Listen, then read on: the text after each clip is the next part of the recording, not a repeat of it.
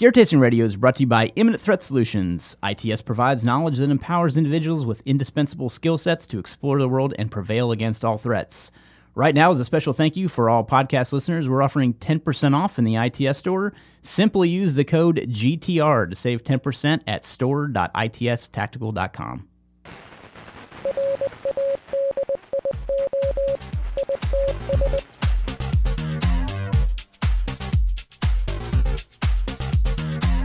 Welcome to Gear Tasting Radio, where we offer an in-depth look into the usage and philosophy behind the equipment in our lives. I am Brian Black, joined by Rob Henderson. Hello. Today we are going to talk about caliber, I guess, and getting some ballistic coefficient and things like that. So, a lot of arguments are made on the internet about a lot of things, but primarily about caliber and what you should carry, and more so with pistol calibers. There's more of a debate over which is better when it comes to that versus, you know, long gun and AR and things like that too. But we're going to cover that, and the way I want to approach this is more from a what we use and why kind of angle, just a personal observation rather than this is the way it should be. I mean, I don't fall into that camp for pretty much anything in my life. Yeah. I have opinions just like everybody. Right. But I'm going to try to put some numbers behind my opinions to at least say why. I mean, that's really where my philosophy comes from with in regards to what I carry. I take into account things like weight as well. Yep. So that's a huge thing for me too. So I want to break it down into pistol, rifle, and then long gun. So I want to cover those three. Cool. Those three brackets. So, and what I'm calling rifle is more AR style. Like carbine? Yeah, more carbine. I mean, technically carbine is a short AR, but yeah, I want to do something in that vein to cover that. So, first off, I'm a pretty diehard 9mm carrier, I guess, if that's a way to describe it. So,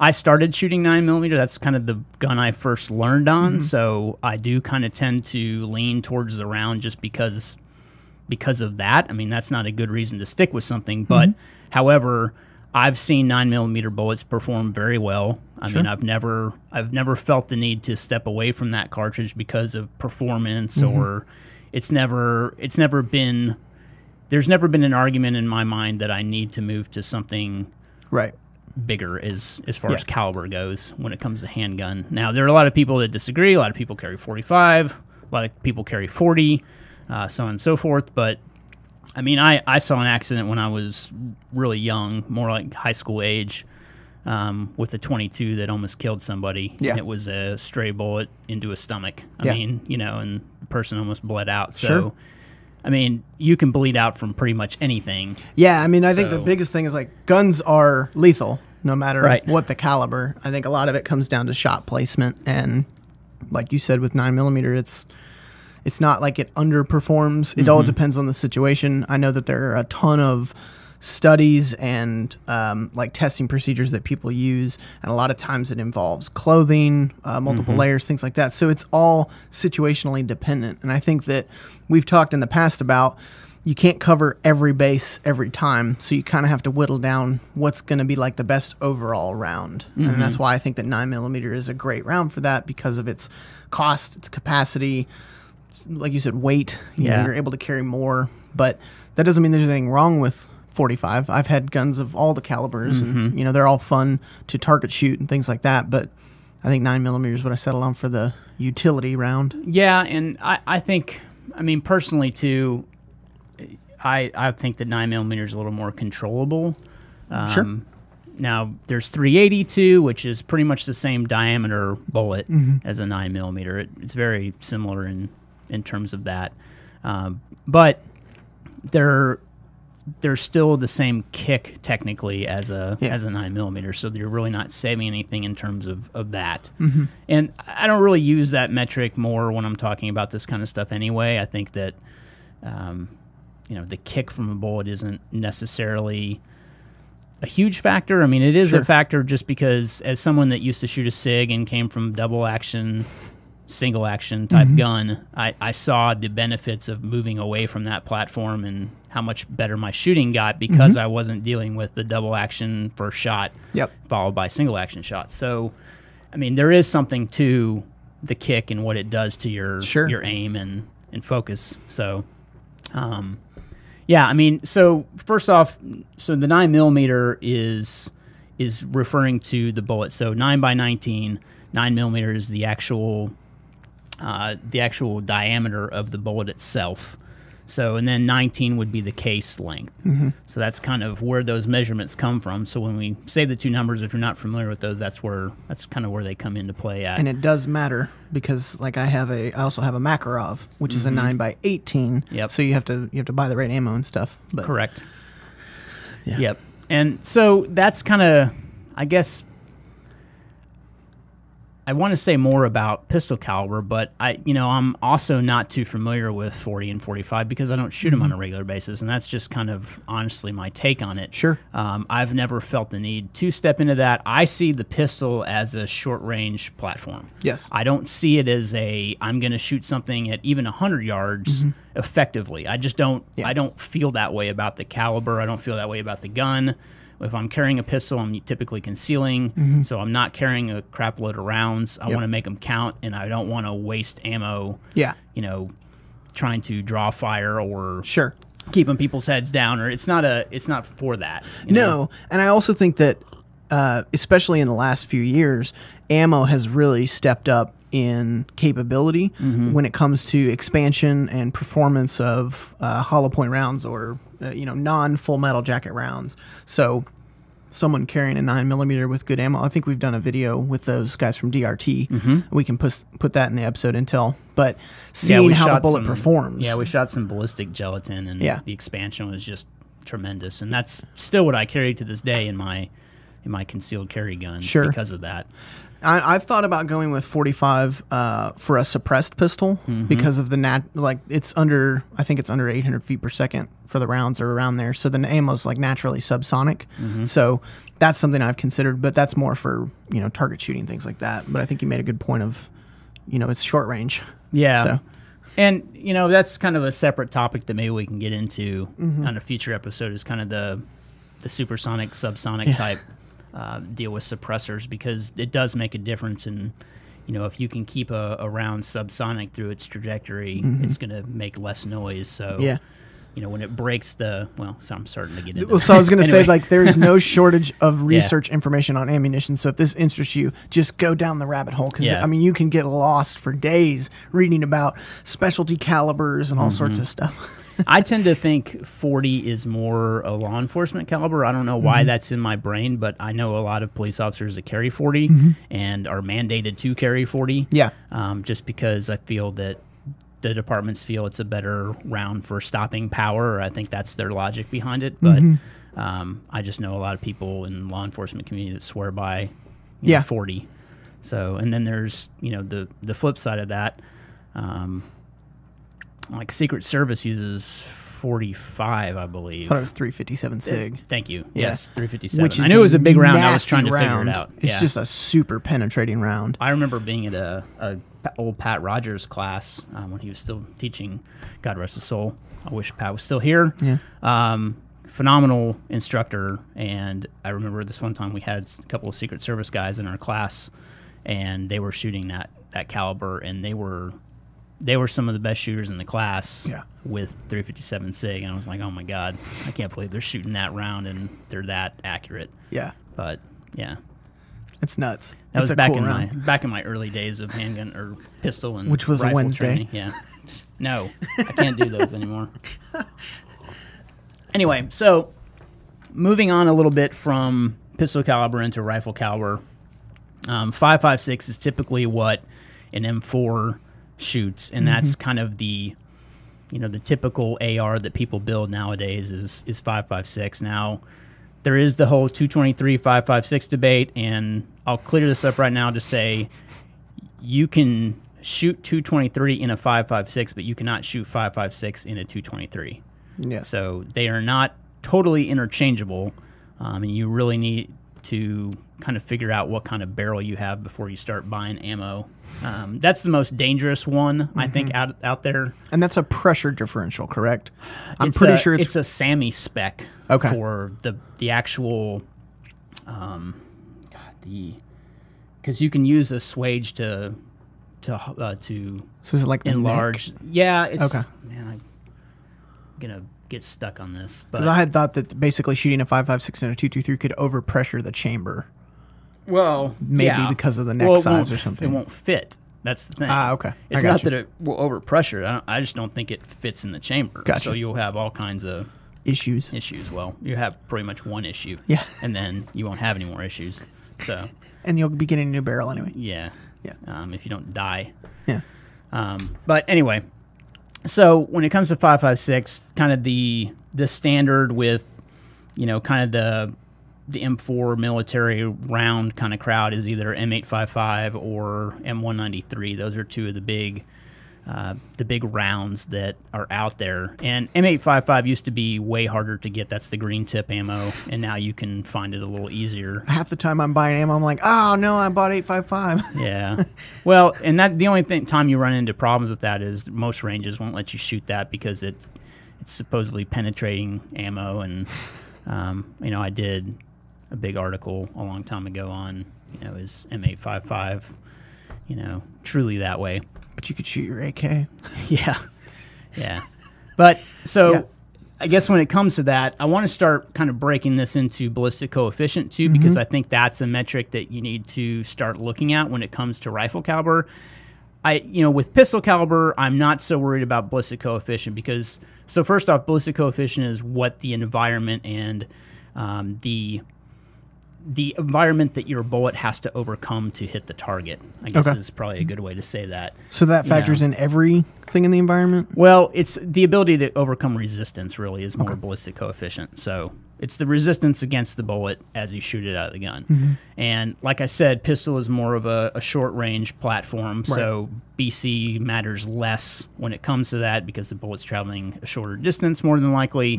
You'll never have to deal with wind drift and things like that. So if the bullet's hitting half an inch lower than it's supposed to, it's not really super effective as long as it's it's within that little tiny circle. I mean, a good visualization of that is, you can take wind for an example, and wind isn't specifically BC, and that's not how they factor this. But if you were to shoot a bullet out of a gun at 50 yards and it had, let's say, a 2-degree difference to lean to the right.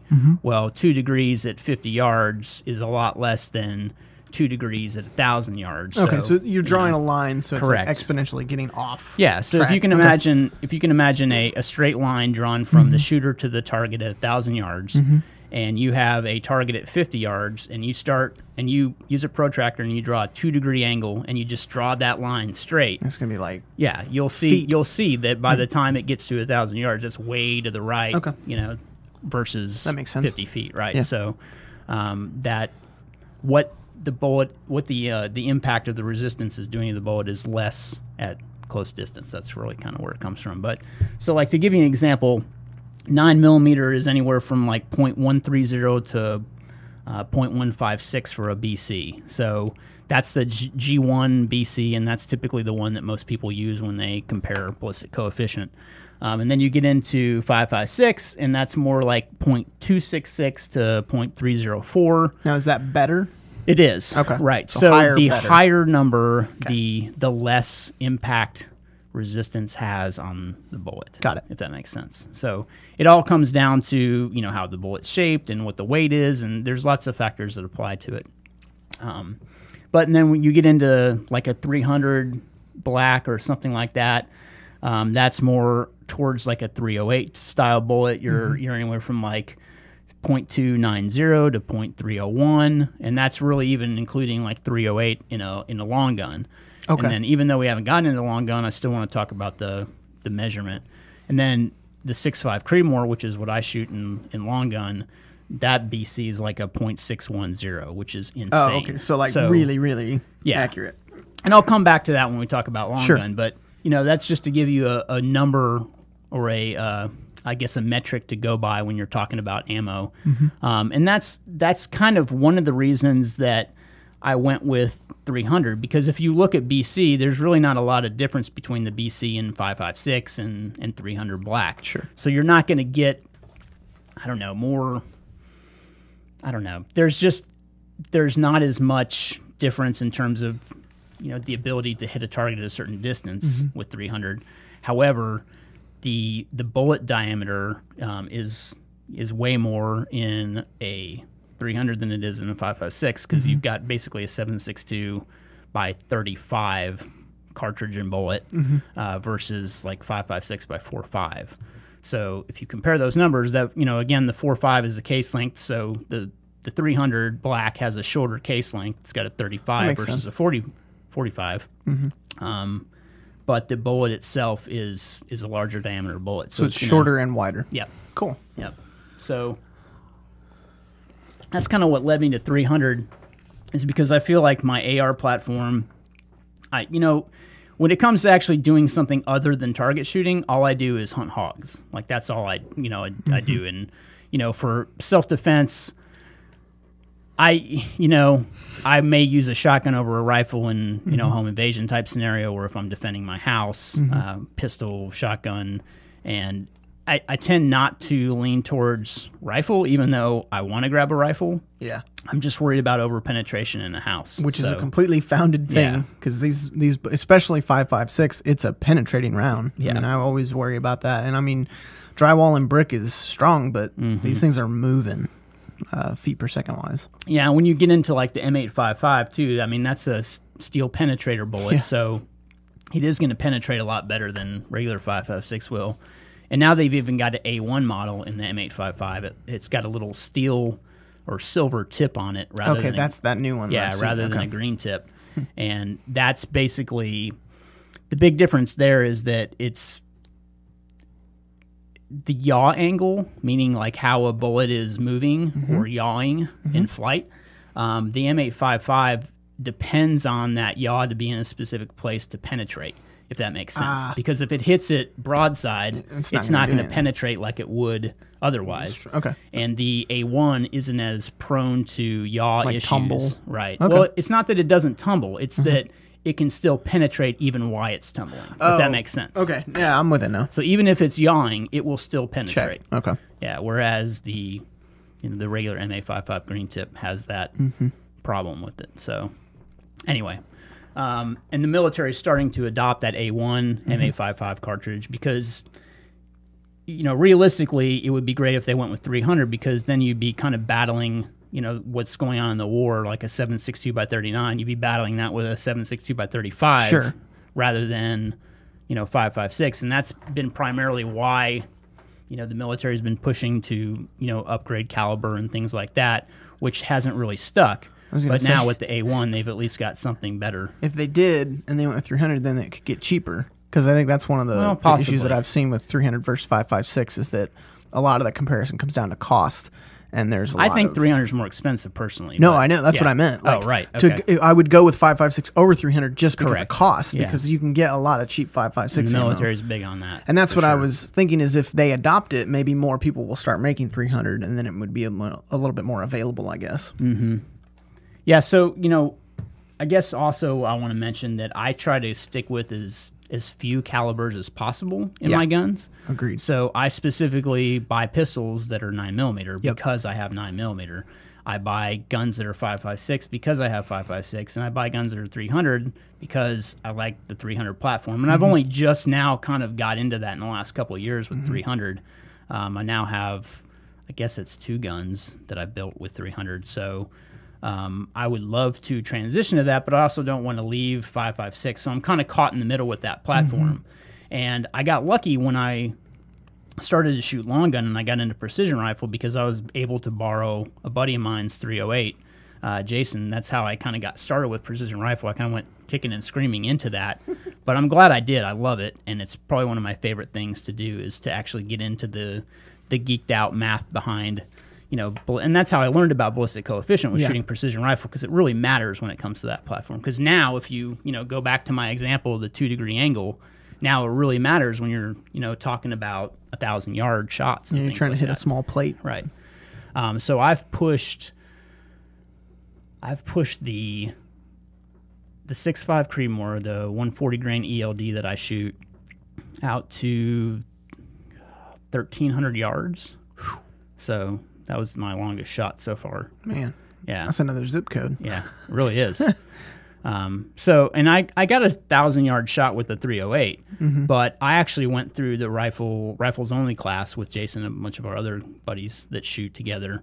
And I got to do that class with Jason's 308, so I got to see the difference in what I was having to overcome when it came to environmentals on the 308 cartridge, where we also had people in the class shooting 6.5, and they were just creaming everything, and I went, oh my God. And then I went back and I started learning about ballistic coefficient. I went, well, shit, yeah, it's freaking half the BC. I mean, ballistic coefficient, again, the G1 on that 140 grain ELD is 0.610, and then kind of the gold standard with 308 is the federal gold medal match, the 175 grain, and that's what I was shooting at the time, and that's 0.301. So it's literally double the BC. And so the grain is the bullet weight, yeah? Correct. Okay, so the 308 is actually a heavier bullet than the 6.5. Okay. Yeah, and you would think a heavier bullet. It all depends on muzzle velocity too. I mean, muzzle velocity plays into that as well. Interesting. But I've really had great success with that 140 grain ELD bullet. And the BC that I gave on the 300 earlier on that .290 was from like a 110 grain VMAX black from Hornady. But I have a couple of different brands at 300, and I haven't really found a bullet I'm sticking with quite yet.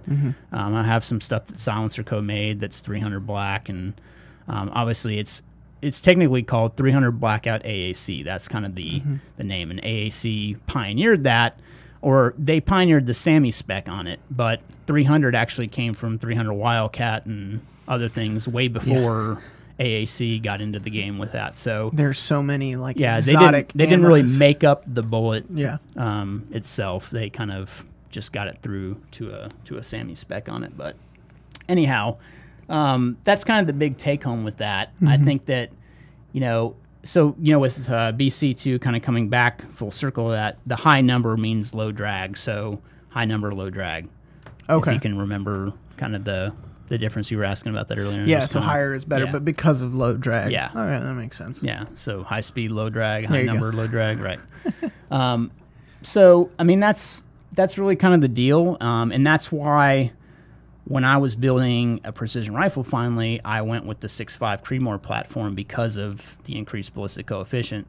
And, I mean, you're not really giving up anything. It's just a platform. It's not like the gun weighs more or anything else. You're just able to do more with the platform, and why wouldn't you want to do that? So, I think that's a more calculated decision, which is good, because like you were saying, you want some kind of commonality in ammo, but when you're dealing with a gun that you're trying to reach out to 1,000 yards, you're going to have to get specialty. So you might as well get specialty with a good caliber, not just 308, because there are a lot of 308s, but this one is specific and has good advantages. Yeah, and there are many competitions out there in the precision rifle world that will 308's kind of the grunt gun, meaning like if you can perform with the 308, you really know your shit. Yeah. So So, and I was glad that I had the experience of shooting a 308 through a whole class and learning about the platform and shooting it. Actually, that's what I used the first year at Mammoth when I shot. So it was interesting to kind of see that moving to the 6.5. It's like a proving gun. Yeah. It's like these old whippersnappers have never seen a 308. Yeah. No, it's good. I mean, I still think 308's a beautiful platform, and I love it. It's just not, I wouldn't invest thousands of dollars into that if I was going to build a gun. Yeah.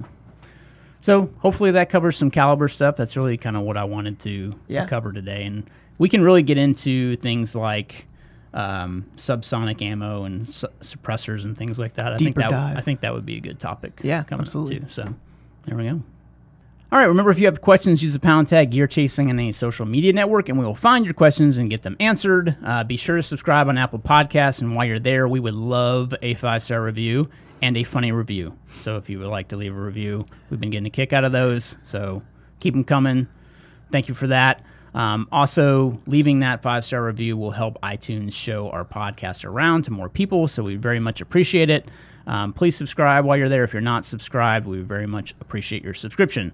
Last but not least, check out our crew leader membership linked in the episode intel. We'll also have some articles that have to do with what we're talking about today with ballistic coefficient, and I wrote up an article when I shot 1,000 yards, and I'll put that in there too, so you can kind of see the progression of what it takes to shoot something like that, which it's really not as hard as it seems. You just really have to pay attention to some key metrics when you're shooting like that. And thanks for listening. We enjoyed it, and we love the podcast. And if you have any tips or questions or anything like that, let us know. Find us. We're on social media everywhere. Thanks for listening.